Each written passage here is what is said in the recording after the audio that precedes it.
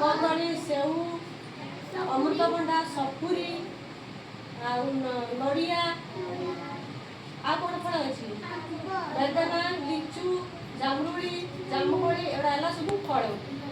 ଗଛ ଲତା ଫୁଲ ପରିବା ସବୁ କିଏ କିଏ ଅଛି କହିଲ ତାପରେ ଆଉ କ'ଣ ପରିବା ଅଛି ଆଳୁ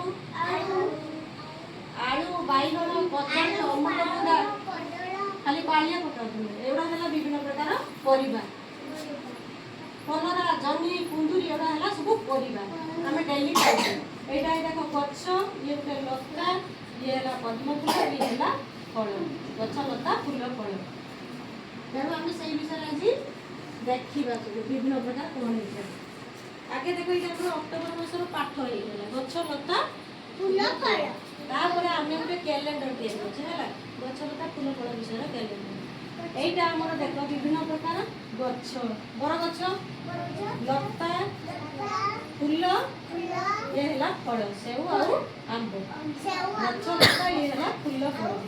যেমানে সব মাটি যাতে সেমানে হেলে লতা এইটা আমার বিভিন্ন প্রকার সবু রকম আছে ফুল গছ লতা ফুল সবু রকম আছে এটা হেলা গছ এটা হেলা লতা এটা হেলা ফল এটা কোন কোন জহ্নি